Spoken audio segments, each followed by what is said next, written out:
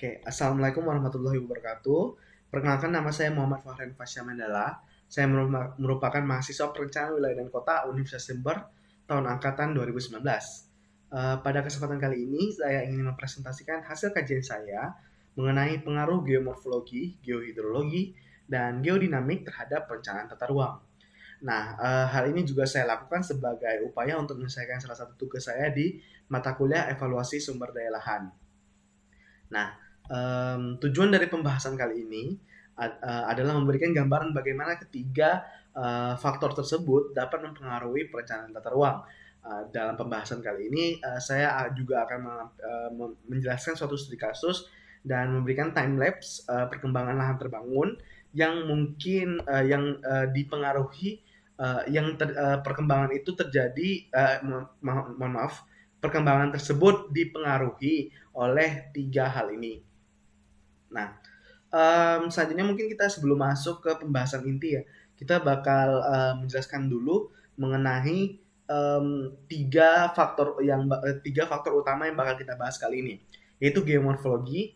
Nah, geomorfologi itu adalah ilmu yang mempelajari tentang muka bumi saat ini. Nah, di sini disebutkan tentang klasifikasinya, sifat, asal, dan juga kemampuannya sebagai pondasi.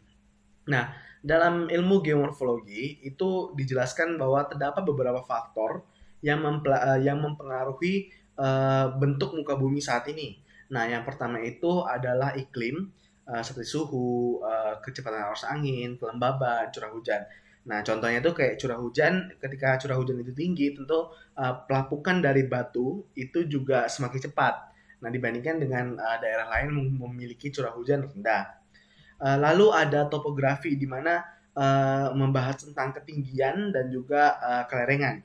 Nah, di mana suatu daerah yang memiliki kelerengan yang tinggi itu kecepatan terjadinya erosi atau pengikisan terhadap misalnya akibat curah hujan yang turun dan juga kemiringan dibantu dengan kemiringan dan juga efek gravitasi, maka kecepatan erosinya juga semakin tinggi sehingga dapat mengangkat dataran yang di daerah dengan kemiringan tersebut sehingga terkikis. Nah, setelah topografi itu ada juga kedekatannya dengan zona subduksi, di mana daerah yang dekat dengan titik pergerakan tanah tentunya juga akan mengalami intensitas pergerakan tanah yang lebih banyak. Nah, selanjutnya itu adalah litologi. Nah, litologi ini adalah jenis tanahnya. Nah, di mana jenis tanah yang seperti apa itu akan mempengaruhi bentuk dari muka bumi saat ini. Contohnya itu seperti jenis batuan sedimentasi yang dimana biasanya zona-zona wilayah-wilayah yang memiliki batuan sedimentasi itu merupakan daerah yang landai. Nah, setelah itu untuk geomorfologi. Selanjutnya untuk geohidrologi adalah ilmu yang mempelajari tentang air yang berada di dalam tanah. Nah, mungkin kita sering sebutnya itu air tanah ya. Nah, geohidrologi ini tentunya memiliki dampak terhadap lokasi-lokasi permukiman, perencanaan lokasi permukiman.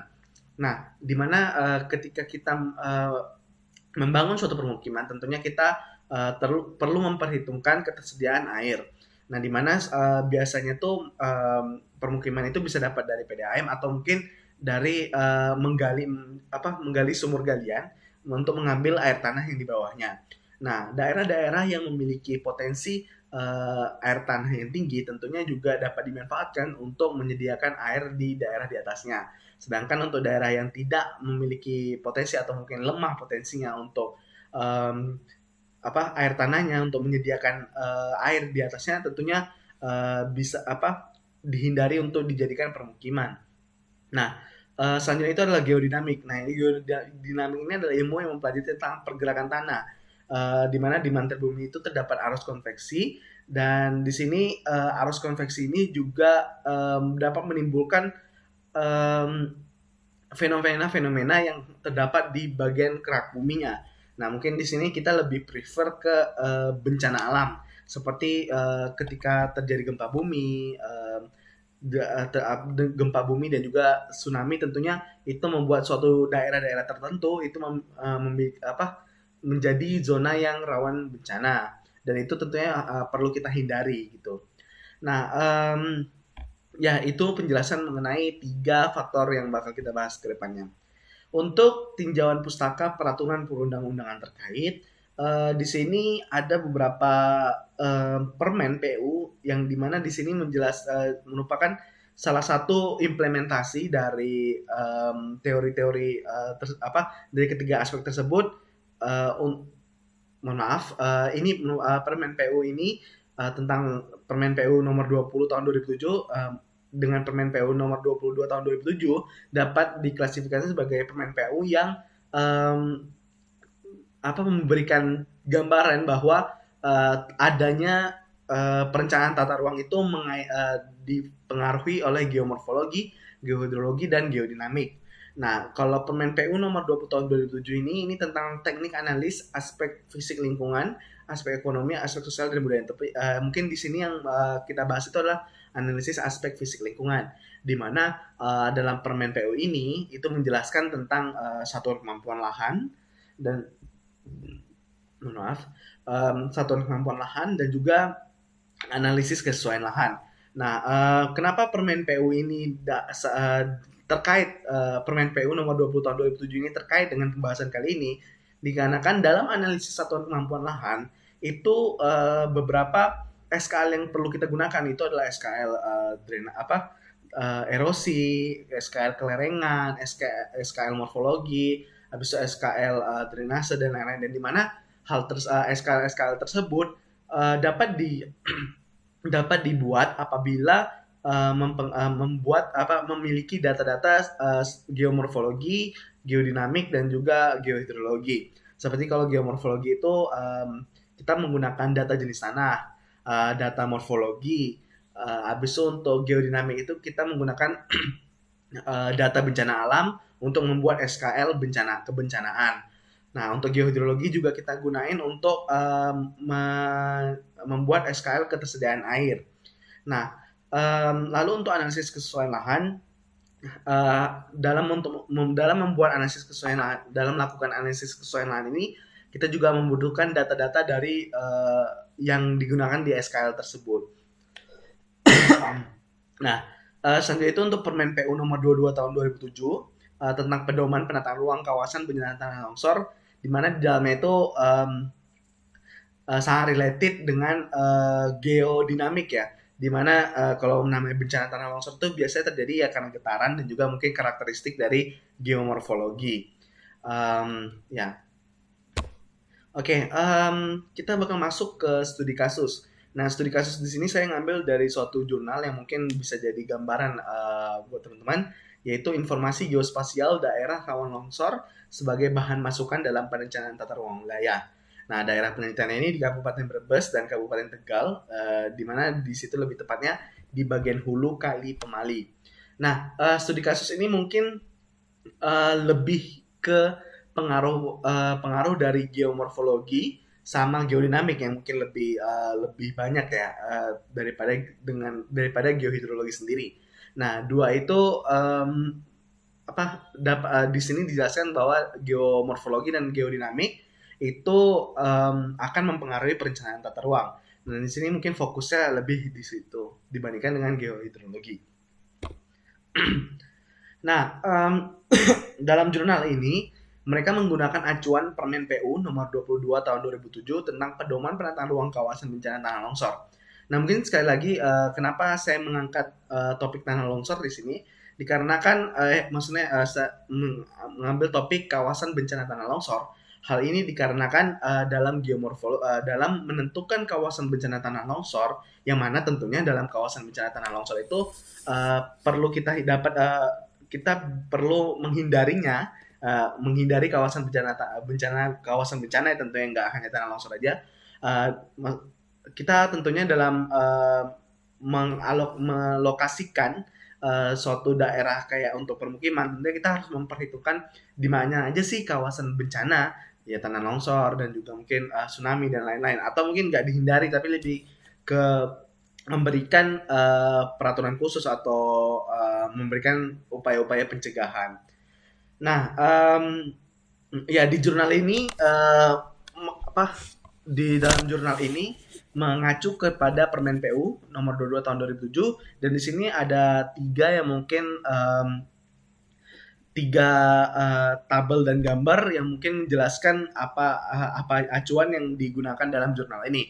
Nah, gambar yang pertama di sebelah kiri ini ada tipologi zona potensi longsor.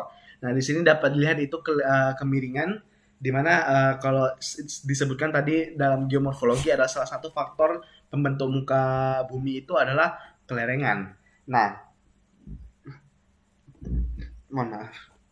Lalu ada tabel 2 yang tengah, yaitu parameter yang digunakan untuk identifikasi rawan longsor. Nah, mungkin teman-teman yang familiar atau pernah melakukan analisis SKL atau mungkin analisis kesesuaian lain atau melakukan analisis yang semacamnya, hal ini disebutkan istilah untuk metode yang dilakukan ini adalah metode overlay, di mana kita melakukan kalkulasi skor. Nah, di sini dalam jurnal ini mereka menggunakan 4 data sebagai acuan untuk menentukan kawasan bencana tanah longsor. Di sini ada peta kerapatan aliran, kemiringan lereng, geomorfologi ya, bentuk lahan, dan juga liputan lahan. Liputan lahan ini mungkin teman-teman juga bisa nyebutnya land cover atau mungkin tutupan lahan. Lalu untuk tabel ketiga yang sebelah kanan ini merupakan mohon maaf. Di tabel 3 ini merupakan klasifikasi yang nantinya hasil akhir dan juga klasifikasinya ke depannya, dan juga di sini di tabel yang paling kanan itu ada peruntukan fungsi kawasan, yang mana ini bakal menjadi acuan untuk lokasi-lokasi mana aja yang dapat dikembangkan sebagai daerah-daerah untuk kawasan lindung atau kawasan budidaya. Oke. Nah, di sini dari yang mungkin teman-teman ingat ini empat faktor yang digunakan, yaitu kerapatan aliran, kemiringan lereng, geomorfologi, dan liputan lahan. Di sini input petanya ini ada 4. Lalu di sini dilakukan analisis overlay, dan di sini didapatkan peta bahaya longsor pada daerah permukiman. Nah, di sini dapat terlihat di daerah-daerah mana aja yang memiliki kerawanan longsor tinggi, rendah, dan juga agak tinggi. Nah, oke. Lalu selanjutnya apa? Nah, dari hasil overlay tadi, maka tentunya kita udah dapatkan lokasi-lokasi mana aja yang kalkulasi skor tadi juga udah didapatkan kan. Nah, di sini digunakan tabel klasifikasi akhir, yang mana tadi di sebelah paling kanan ini. Nah, dengan kalkulasi skor overlay itu kita menggunakan klasifikasi yang udah ditentukan di Permen PU nomor 22 tahun 2007 untuk menghasilkan peta arahan lokasi lahan peta arahan alokasi untuk pengembangan permukiman untuk pengembangan kawasan budidaya atau mungkin kawasan lindung. Nah, di sini dapat terlihat yang hijau ini rawan longsor. Mungkin ini kurang terlihat, mungkin teman-teman bisa ngecek langsung dari jurnalnya. Dan di sini untuk garis-garis yang ini itu untuk lahan di arahan guna lahannya itu sebagai arahan pengembangan itu sebagai lahan budidaya, sedangkan yang lainnya itu seperti arahannya seperti lahan budidaya terbatas, dan juga arahannya itu sebagai kawasan lindung. Nah, di sini saya akan coba untuk memberikan gambaran dari lokasi yang dibahas dalam jurnal ini, bagaimana perkembangannya dari tahun ke tahun, dan kira-kira apakah benar perkembangan permukiman itu juga mengikuti dari lokasi-lokasi yang rawan bencana ini. Nah, mungkin teman-teman biar lebih mudah, ini saya menggunakan suatu titik yang mana dapat gampang dinotis ya di bagian sini, dan di sini udah saya zoom. Nah, di sini ada potret citra satelit dari tahun 1984 2010, 2000, dan tahun 2020. Nah, jadi kalau teman-teman bisa memperhatikan melihat dengan jeli di sini pada tahun 1984, mohon maaf, pada tahun 1984 daerah ini dapat dikatakan belum terbangun ya. Nah, lalu pada tahun 2000 di sini terdapat pembangunan di bagian sini, lalu pada tahun 2010 terdapat juga pembangunan di bagian sini, dan pada tahun 2020 di sini udah jelas banget ya terlihat perkembangannya. Nah, oh ya mungkin teman-teman yang bingung untuk ngebacanya, di sini mungkin lakukan ini di sini adalah Karanganyar. Nah, di sini Karanganyar dan di sini mungkin nggak dimasukin ya delineasinya, tapi di sini ada keterangan lokasinya itu Karanganyar. Jadi mungkin teman-teman jika bisa membandingkan, nah daerah ini merupakan Karanganyar yang bagian sini. Nah, jika teman-teman bisa membandingkan, itu dapat terlihat ya beberapa titik, nggak hanya di bagian sini aja ya. Ada beberapa titik lainnya yang terjadi pengembangan dari tahun ke tahun. Nah, mungkin yang mau saya jelaskan di sini adalah ada satu titik di tahun 2020 di bagian sini lebih tepatnya itu dapat dikatakan sejak 1984 sampai tahun ini itu belum ada perkembangan. Nah, ya mungkin kalau teman-teman jeli ngelihat ini di bagian sini itu merupakan klasifikasi rawan longsor agak tinggi. Nah, sedangkan di bagian atasnya itu rendah. Nah, di sini mungkin acuan tersebut yang mempengaruhi daerah ini tidak terjadi pengembangan. Ya. Dan juga teman-teman kalau memperhatikannya lagi, daerah sini juga sejak tahun 1984 itu tidak mengalami perkembangan sampai tahun 2020, dan kalau dilihat dari sini mereka termasuk daerah rawan longsor agak tinggi juga. Nah, berdasarkan hal tersebut mungkin dapat disimpulkan bahwa benar adanya pengaruh dari geomorfologi, mungkin di sini lebih ke geomorfologi dan geodinamik, itu dapat mempengaruhi perencanaan tata ruang dan juga persebaran dari guna lahan. Maksudnya arah perkembangan untuk kawasan budidaya dan juga kawasan lindung. Nah, ya di sini kesimpulannya itu di sini ada geomorfologi, di mana salah satunya itu mungkin hubungan kenapa saya bilang di sini lebih fokus ke geomorfologi dan geodinamik, dikarenakan salah satu unsur geomorfologi, salah satu faktor yang dijelaskan dalam geomorfologi itu adalah kedekatannya suatu lokasi terhadap zona subduksi, yang dimana ini juga masuk ke dalam kajian geodinamik, yaitu proses pergerakan mantel bumi yang menyebabkan arus konveksi sehingga menyebabkan fenomena-fenomena di kerak bumi. Nah, dari dua hal ini maka di sini dapat diidentifikasi potensi bencana tanah longsor, dan di sini potensi bencana tanah longsor ini dapat digunakan sebagai perencanaan untuk alokasi lahan permukiman.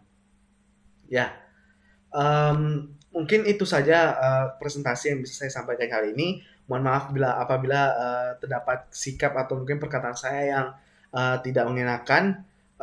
Saya cukupi sampai sini. Assalamualaikum warahmatullahi wabarakatuh.